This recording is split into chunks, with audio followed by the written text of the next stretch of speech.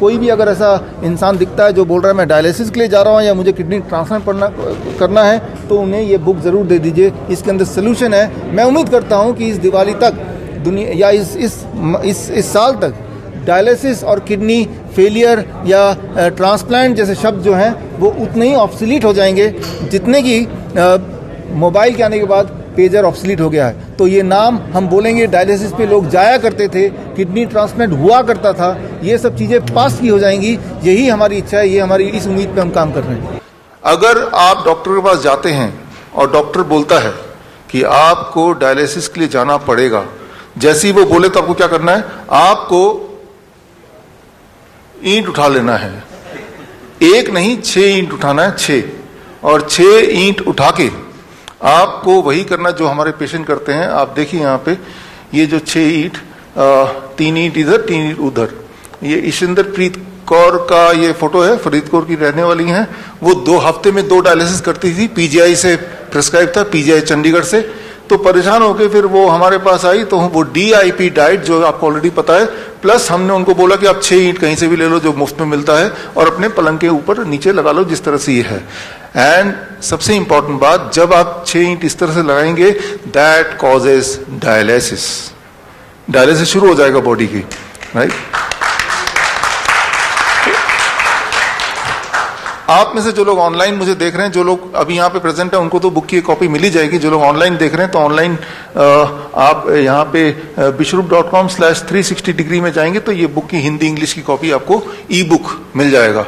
सो इस लॉन्च के साथ e book is accessible to you through this website, right, bishrup.com/360 degree. तो यहाँ पे साइंस आप पढ़ सकते हैं, लेकिन अब थोड़ा डिटेल में जाऊंगा कि ऐसा क्या होगा कि भाई उनकी डायलिसिस शुरू हो जाएगी। इसको समझाना बहुत ही आसान है। याद कीजिए, आज से करीब 20 साल पहले, 30 साल पहले, जो लोग हमारी उम्र के हैं, मेरी उम्र करीब 50 साल है, अगले कुछ साल में हो जाएगी। तो जो हमारे उम्र के लोग हैं उनको याद होगा बजाज चेतक हुआ करता था, और जब पेट्रोल खत्म हो जाता था तो हम क्या करते थे, उसको थोड़ा टिल्ट कर लेते थे।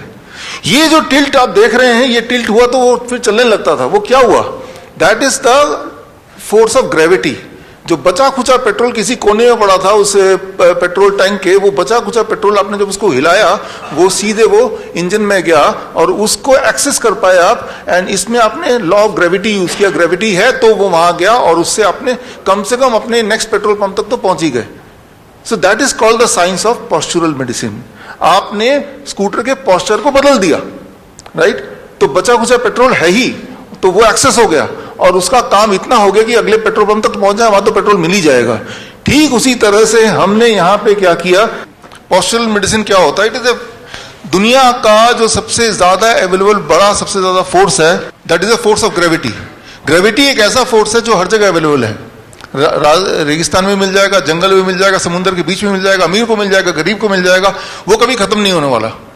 तो अब देखिए, अगर किसी भी इंसान की बॉडी को हम 10 डिग्री पे ऐसे टिल्ट करते हैं, जैसे अभी देखा आपने, इसमें टिल्ट करते ही क्या होता है कि उनके बॉडी में ब्लड सर्कुलेशन को जिस तरह से ब्लड पैर से पेट की तरफ ऊपर की तरफ आने लगता है, और इससे बॉडी में कुछ बदलाव आते हैं। कुछ तरह के केमिकल्स, हार्मोन्स कम होने लगते हैं, कुछ तरह के और केमिकल्स बढ़ने लगते हैं। As a result of that body का ब्लड प्रेशर कम होने लगता है। As a result of that body का यूरिन आउटपुट बढ़ने लगता है। As a result of that body का जो excess sodium, excess potassium, excess urea, creatinine, clearance, ये सब बढ़ने लगता है। और इन्हीं चीजों को बोलते हैं डायलिसिस। डायलिसिस यही होता है। एक बात आप याद रखिए अच्छी तरह से, किसी का किडनी कितने ही फेल हो जाए, उसमें फिर भी कुछ किडनी सेल जिंदा हैं, तभी आप जिंदा हैं। वो बचे खुचे किडनी को पकड़ के उससे काम निकालना है। किडनी सेल तक ब्लड नहीं पहुंच पा रहा तो हमने ब्लड किडनी सेल तक पहुंचा दिया। पेट्रोल स्कूटर के इंजन तक नहीं पहुंच पा रहा तो आपने उसको टिल्ट करके पहुंचा दिया। तो आपने ये किया। ये कोई नई बात नहीं है। हमारे जो नाइस एक्सपर्ट्स हैं, आप सब लोग जो लोग मुझे देख रहे हैं यूट्यूब में, आपने पिछले 1 साल में देखा ना, प्रोन वेंटिलेशन जिसे बोलते हैं।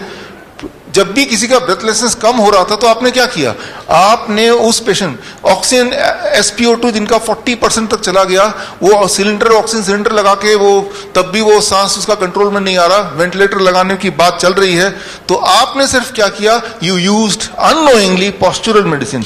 आपने उस पेशेंट को लिया, 180 डिग्री पे घुमा दिया, लाइक दिस। 180 डिग्री पे, यानी कि प्रोन वेंटिलेशन जिसे बोलते हैं, यानी कि पेट के बल उसे लिटा दिया। लिटाते क्या हुआ, आपने देखा विद इन 15 मिनट्स के अंदर उसका SpO2 लेवल बढ़ने लगा। Within few hours it came to 90%। तो जो वेंटिलेटर को जो दिखाते हैं आप देखिए यहां पे स्क्रीन पे,